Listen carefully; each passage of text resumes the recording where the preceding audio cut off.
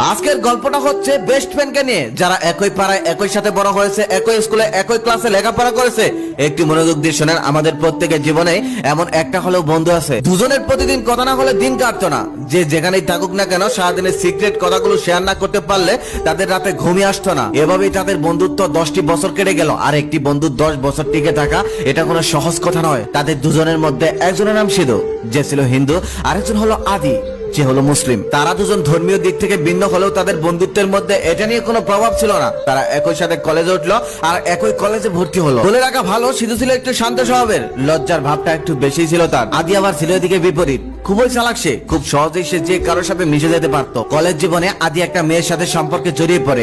আদি মেয়েটাকে অনেক ভালোবাসতো, তবে মেয়েটা আদিকে ভালোবাসতো না, আদির সাথে শুধু টাইম পাস করতো। সিধু একটু বোকা টাইপের হলেও মেয়েটাতে ভালো না এটা সে খুব ভালোভাবেই জানতো, কিন্তু আদি তাকে অনেক ভালোবাসতো বলে এই ব্যাপারে সে কখনোই কিছু বলতো না। একদিন বিকেল বেলা সিধু দেখতে পেল সেই মেয়েটি একটি পার্কে অন্য একটি ছেলের সাথে হাত ধরে বসে আছে। এমন ভাবে বসে আছে দেখেই মনে হচ্ছে ওখানে স্বামী স্ত্রী বসে আছে। তারপর সিধু দৌড়ে চলে গেল আদির বাসায়। আর সেখানে যাওয়ার পর সমস্ত ঘটনা খুলে বলল। সমস্ত ঘটনা শুনে আদি রেগে গিয়ে সিধুকে মারলো এক থাপ্পড়। থাপ্পড়টা খাওয়ার পরেও সিধু কোনো প্রতিবাদ করলো না। আস্তে করে আদির বাসা থেকে চলে আসলো আর নিজের বাসায় এসে ডায়েরিতে লিখে রাখলো সেই থাপ্পড়ের কথা, একটি ব্যাড মেমোরিজ হিসেবে। তারপর প্রায় অনেকদিন কেটে গেল, তবে তাদের মধ্যে আর কোনো যোগাযোগ হলো না। আদি মেয়েটাকে এতটাই বিশ্বাস করতো যে কিনা 10 বছরের পুরনো বন্ধুটার কথাও বিশ্বাস করলো না এবং উল্টো তাকে থাপ্পড় মারলো। কিন্তু একদিন বিকেলে আদি নিজেই দেখতে পেল সেই মেয়েটি অন্য একটি ছেলের সাথে খুব ক্লোজ ভাবে ঘুরে বেড়াচ্ছে। এটা দেখার পর তার কান্না চলে আসলো। এক পর্যায়ে কেঁদেও ফেললো, কিন্তু তার কান্নার কারণ ওই মেয়েটি ছিল না। তার কান্নার কারণ ছিল তার বন্ধুকে এই মেয়েটির জন্য সে থাপ্পড় মেরেছে। তারপর আদি দৌড়ে চলে গেল সিধুর বাড়ির সামনে। সেখানে গিয়ে দেখলো একটি স্কুল মাঠে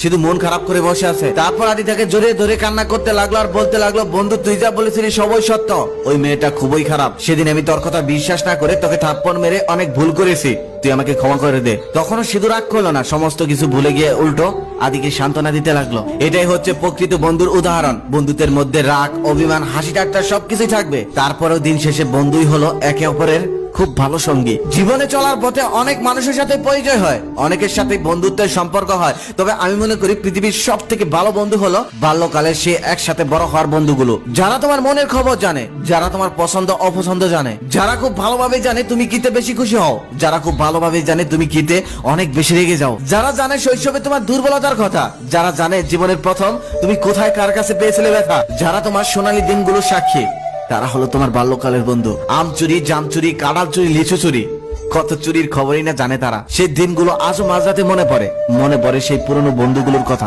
যাদের সাথে সময়ের কোনো পরিকল্পনা ছিল না।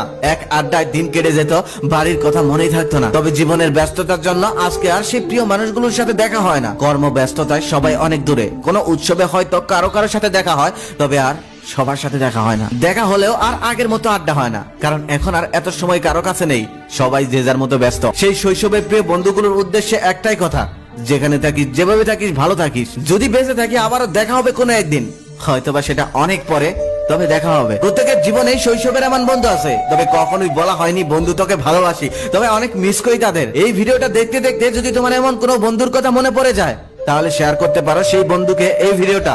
হ্যাঁ, তোমার পক্ষ থেকে আমি তাকে বলে দিচ্ছি, অনেক ভালোবাসি বন্ধু।